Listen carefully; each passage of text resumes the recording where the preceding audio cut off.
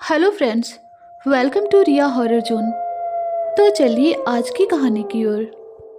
Friends, ये कहानी मेरे पड़ोस के एक अंकल ने मुझे शेयर की, तो ये कहानी मैं उन्हीं की ओर से आपको सुनाने जा रही हूँ। ये बात तब की है जब मैं गर्मी की छुट्टियों में अपनी नानी के घर आया हुआ था।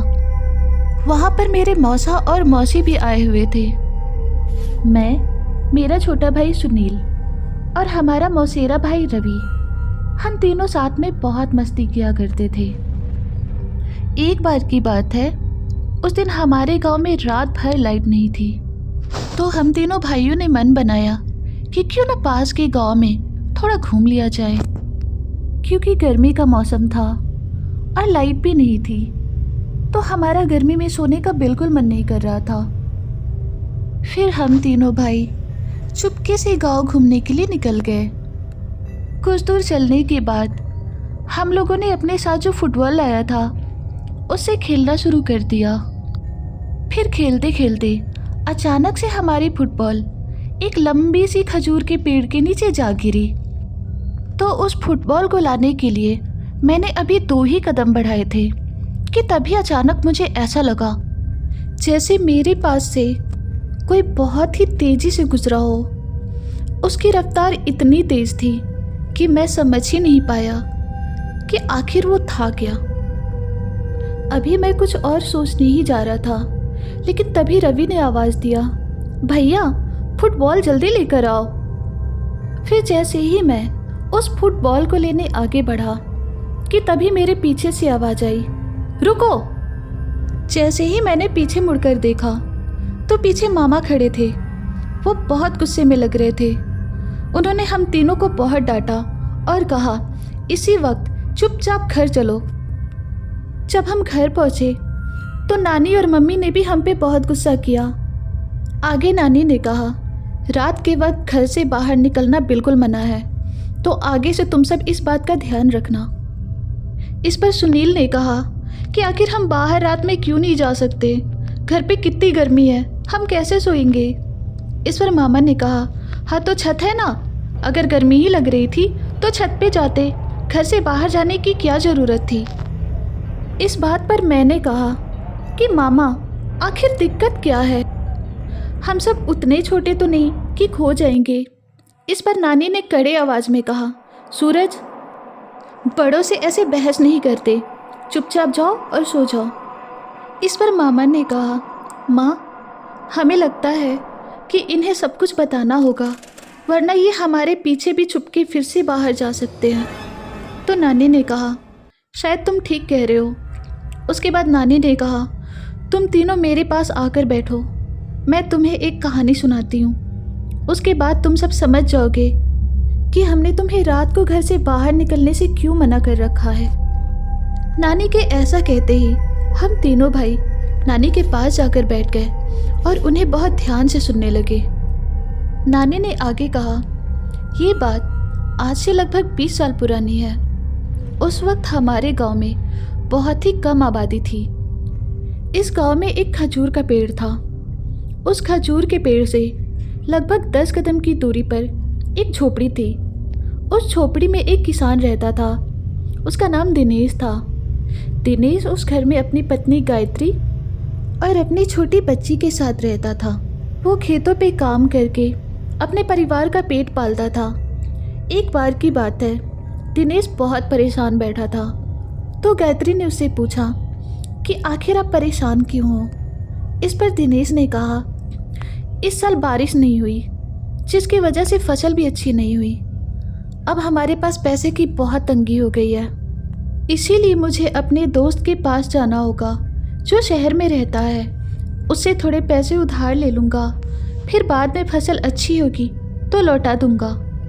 इसीलिए मैं कल शहर जा रहा हूँ और मुझे लौटने में 3-4 दिन लग जाएंगे, क्योंकि शहर यहाँ से काफ़ी दूर है। तो तुम अपना और मुन्नी का ख्याल रखना। फिर गायत्री ने कहा, आप बिल्कुल चिंता ना करें, मैं यहाँ सब संभाल लूँगी। दूसरे दिन सुबह गणेश शहर के लिए निकल गया और गायत्री घर के कामों में लग गई। फिर जब शाम हुई तो गायत्री अपनी बच्ची को लेकर घर के बाहर खाट पे बैठी हुई थी।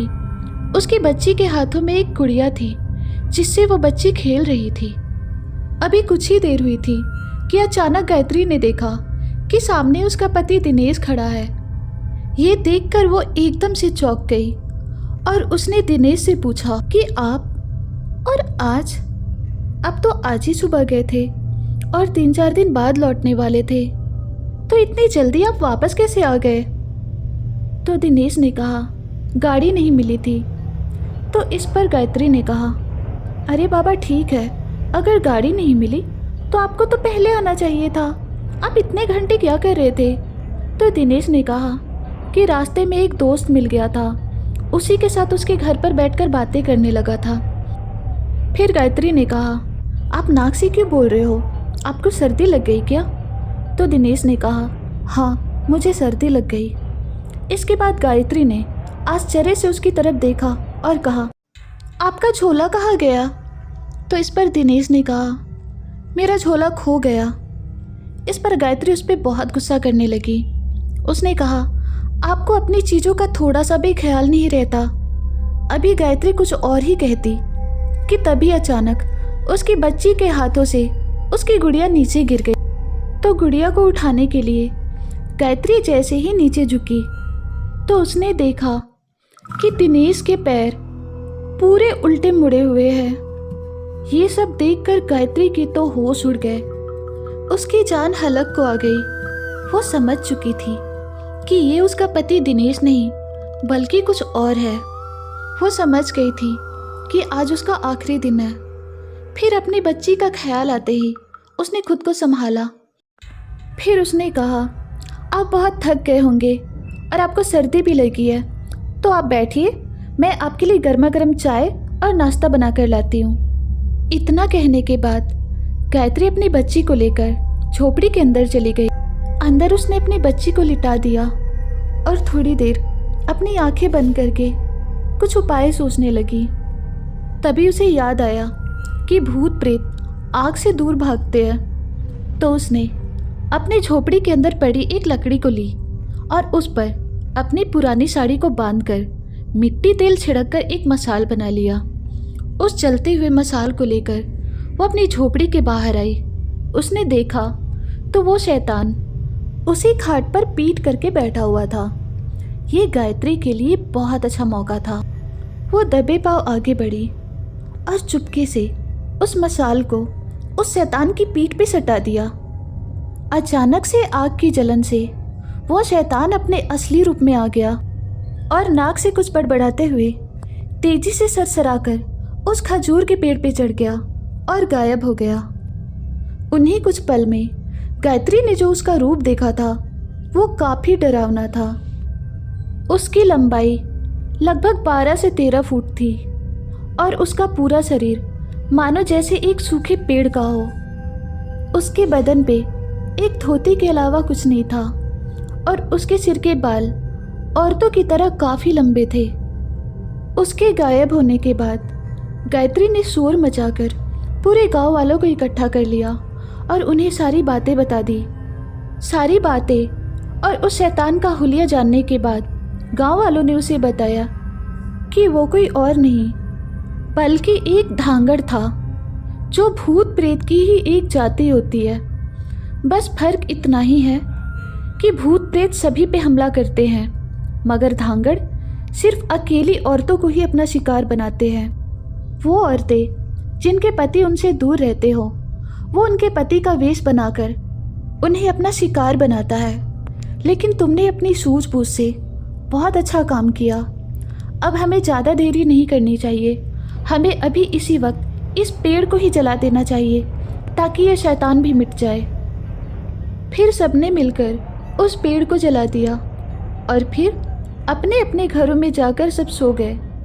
लेकिन जब दूसरे दिन सबने देखा कि वो जला हुआ पेड़ दोबारा एक हरे भरे खजूर के पेड़ में बदला हुआ था, मानो कभी उस पेड़ को जलाया ही न गया हो।